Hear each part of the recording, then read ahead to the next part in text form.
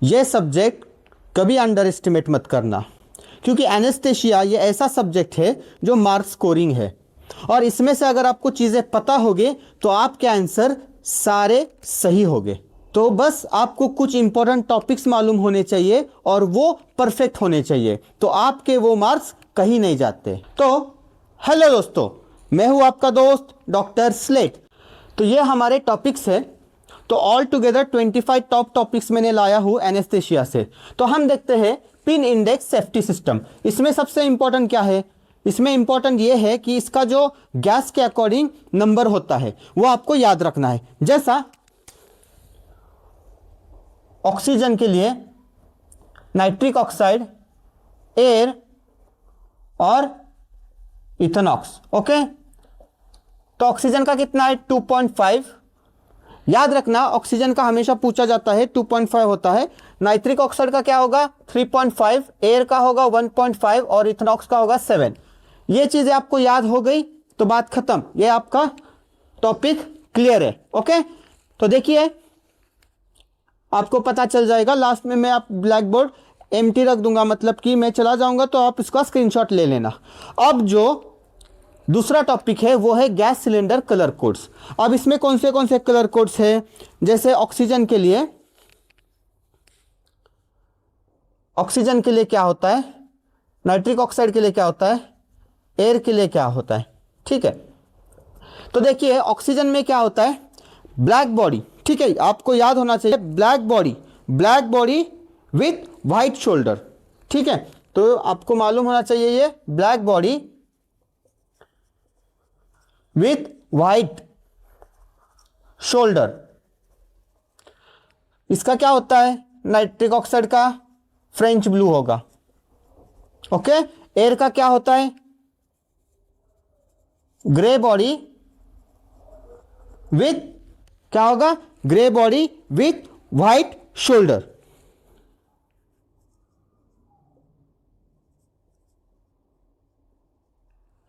अब देखते हैं मैलिग्नेंट हाइपरथर्मिया।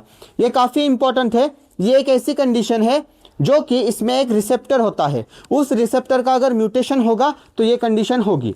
तो कौन सा होता है receptor? Ryanodine receptor gene mutation. Okay, अगर इस रिसेप्टर का म्यूटेशन हो गया तो क्या होगा? सबसे इंपॉर्टेंट मैलिग्नेंट हाइपरथर्मिया होगा। ओके, तो अभी ये जो मैलिग्नेंट हाइपरथर्मिया है इसमें हम कौन सा ये देते हैं, ड्रग देते हैं? इसमें ड्रग ऑफ चॉइस होता है इंट्रावीनस डैंट्रोलिन। ओके, तो ये जो चीजें हैं वो आपको अच्छे से याद होनी चाहिए। अब है प्रोपोफॉल। ये जो एजेंट है उसका काम क्या है? ये agent of choice for day care surgery. ठीक है, तो मैं यहां पे लिखता हूं agent of choice for day care surgery. तो इसका काम होता है डे केयर सर्जरी में इसको मोस्टली यूज करते हैं। और इसका सबसे इंपॉर्टेंट जो चीज है, ठीक है, वो क्या है? कौन सी चीज? इसका साइड इफेक्ट। इसका साइड इफेक्ट क्या होता है आपको पता है? बोलता हूं, इसका साइड इफेक्ट होता है पेन ऑन इंजेक्शन।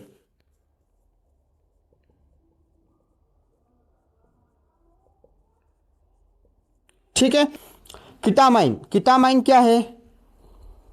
ये ऐसा ब्लॉकर है जो एन मिथिल डी एस्पर्टेट मतलब NMDA, इसका जो है वो ब्लॉकर है। तो मैं यहां पे लिखता हूं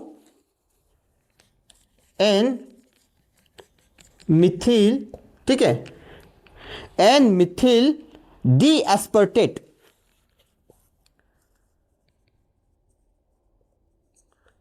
इसका ये ब्लॉकर है। तो ये चीजें आपको एग्जाम में पूछी जाती है, इसलिए मैं यहां पे लिख रहा हूं N Mithil D aspartate. Okay, और ये क्या करेगा? इसका साइड इफेक्ट क्या है? ये इंट्राक्रेनियल प्रेशर को इंक्रीज करेगा और इंट्राऑक्यूलर प्रेशर को भी ये इंक्रीज करता है। इसीलिए मोस्टली ये एजेंट ऑफ चॉइस कहाँ पे होता है, सेप्टिक शॉक में होता है। तो यहाँ पे जगह नहीं है, आपको मैंने बता दिया, ये टॉपिक इंपॉर्टेंट है, तो आप ये क्या करिए, एक बार पढ़ लीजिए। तो फिर मैं यहाँ पे लिखता हूं सेप्टिक शॉक और इंक्रीज आईओपी और इंक्रीज इंट्राक्रेनियल प्रेशर। ओके, तो यहाँ पे जगह नहीं है इसलिए मैं ऐसा लिख रहा हूँ, लेकिन आप इस रिगार्डिंग पढ़ लेना, क्योंकि मैं यहाँ पे आपको टॉपिक्स बता रहा हूँ और उसमें के इंपॉर्टेंट चीज़ें बता रहा हूँ। इसका मतलब नहीं कि इस वीडियो पे आप रिलाई रहिए, आप थोड़ा सा पढ़ लेना। अब बात करते हैं सिक्स्थ, जो कि लोकल एनेस्थेटिक सिस्टम टॉक्सिसिटी, जिसे हम LAST कहते हैं। ठीक है, अब इसमें क्या होता है, ये एक ऐसी टॉक्सिसिटी है जब लोकल एनेस्थेशिया देते हैं हम, उसमें ये साइड इफेक्ट होता है। इसमें क्या होता है, इसमें सीजर्स आ सकते हैं, नमनेस हो सकता है और कार्डियोवैस्कुलर कोलैप्स होता है। तो अब क्या है, हमें जो पूछा जाता है क्वेश्चन, वो क्या है, इसका एंटीडोट वो क्या है, 20% इंट्रावीनस लिपिड इमल्शन। तो मैं लिखता हूं 20% इंट्रावीनस लिपिड इमल्शन, ये इसमें पूछते हैं, किस में, LAST में, मतलब कि आपने देख लिया। अब जो है इथोमिडेट, काफी इंपॉर्टेंट ड्रग है ये इथोमिडेट। ये क्या है, ये बहुत ज़्यादा हेमोडाइनेमिकली कार्डियोस्टेबल है, इसलिए इसको जो यूज़ होता है वो किस में होता है, कार्डियक सर्जरी में यूज़ होता है। तो मैं लिखता हूँ हीमोडाइनेमिकली स्टेबल। ओके, तो ये कार्डियक इसमें यूज़ होगा। और क्या है इसका इंपॉर्टेंट, ये सप्रेस करेगा, क्या करेगा, एड्रीनोकॉर्टिकल सप्रेशन होगा इसमें। सो इसका जो मेन इंपॉर्टेंट है वो क्या है, एड्रीनोकॉर्टिकल सप्रेशन। ओके, अब 8 है सक्सिनिल कोलाइन, इसके बारे में आपको पढ़ना है, इसका मैं कुछ ज़्यादा नहीं लिखता, आप खुद पढ़िए। स्यूडोकोलिनेस्ट्रेज, ये भी आपको पढ़ना है, और ये हॉफमैन एलिमिनेशन। अब बात करते हैं सबसे इंपॉर्टेंट टॉपिक, सुगामाडेक्स। ठीक है, इसमें जो रोकोरियम होता है वो सबसे ज़्यादा यूज होता है, रोकोरियम देन विकोरियम। अब 12th है मॉडिफाइड मलमपट्टी स्कोर। अब इसमें ये स्कोरिंग सिस्टम है, इसमें आपको मालूम चाहिए ग्रेड 1 से लेके ग्रेड 4 तक कौन सी चीज़ें विजुअलाइज होती है। तो फर्स्ट वाला जो है उसमें हर चीज़ आपको दिखेगी, इसलिए मैंने शॉर्ट फॉर्म में लिखा है, क्योंकि सॉफ्ट पैलेट, यूविला वगैरह सारी चीज़ें दिखेंगी ग्रेड 1 में। ओके, और ग्रेड 4 में जो है वो आपको सिर्फ हार्ड पैलेट दिखेगा। तो ये ट्रिक है कि आपको मालूम होना चाहिए ग्रेडिंग स्कोर सिस्टम में ये जो मलमपट्टी स्कोर है वो आपको कैसे याद रखना है। ग्रेड 1 में मोस्ट ऑफ द चीज़ें दिखेंगी, ग्रेड 4 में क्या दिखेगा, सिर्फ हार्ड पैलेट दिखेगा। तो ये काफ़ी इंपॉर्टेंट है, ये एग्जाम में पूछा जाता है। 13 है कोर्क मैक लिहेन लैरिंजोस्कोपी ग्रेड। अब ये जो है ये नीट पीजी का टॉपिक है, ये मोस्टली इसमें ग्रेडिंग पूछा जाता है। तो ये इसमें भी 4 ग्रेडिंग है। तो ग्रेड 1 में क्या दिखेगा, फुल वोकल कॉर्ड। ग्रेड 2 में क्या दिखेगा, पोस्ट कमिशर या एरिथनॉइड्स दिखेंगे।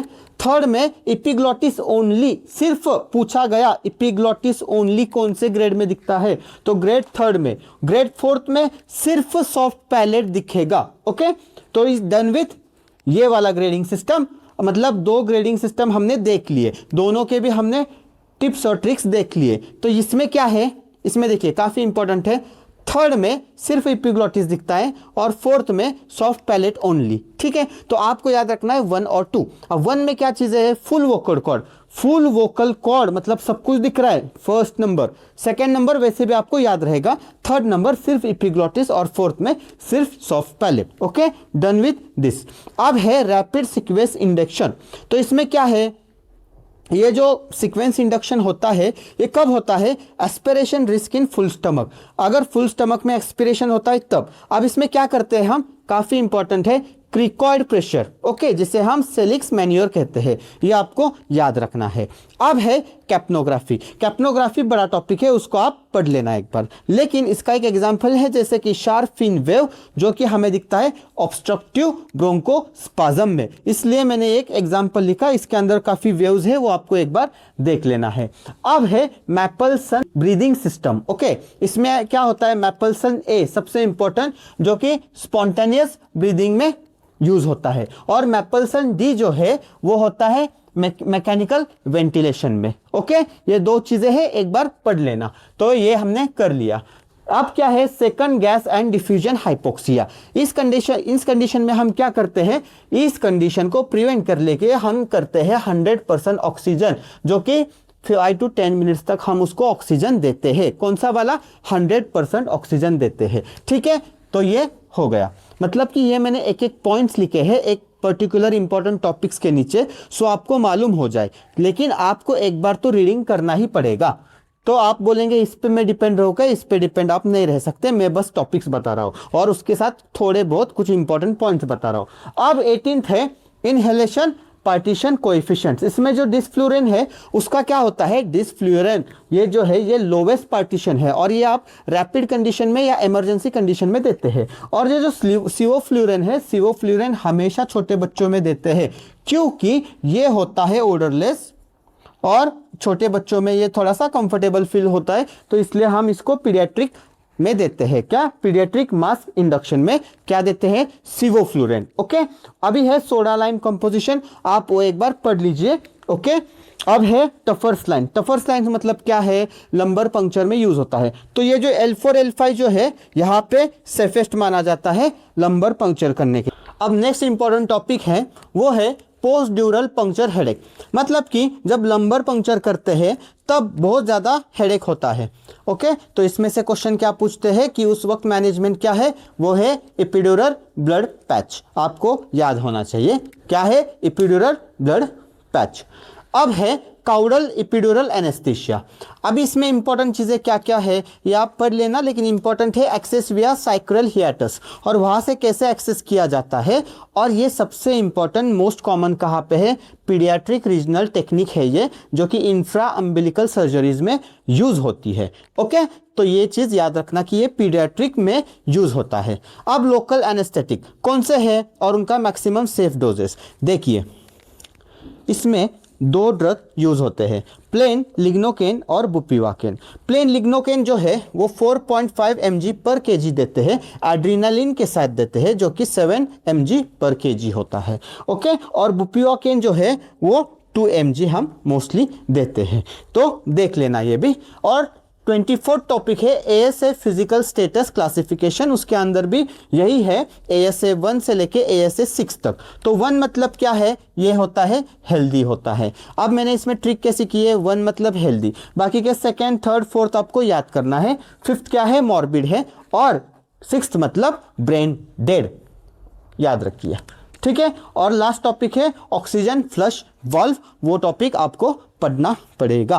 तो इसी के साथ ये 25 हाई यील्ड टॉपिक्स है जो कि काफ़ी इंपॉर्टेंट है, और इसमें से 100% क्वेश्चन आपको पूछा जा सकता है, तो इसको मिस मत करना, इस सब्जेक्ट को अंडर एस्टिमेट मत करना, क्योंकि ये मार्क्स स्कोरिंग है। अगर ये टॉपिक्स आपको अच्छे से याद हो गए, थोड़ा सा रिविजन करना पड़ेगा, लेकिन अगर याद हो गए आपके ये हाथ में के मार्क्स है, चुटकी भर में आप उसको सॉल्व कर सकते हो। तो इसी के साथ एनेस्थेसिया का हो गया। Thank you so much. Thank you so much for watching. I hope you enjoyed the video. Don't forget to subscribe.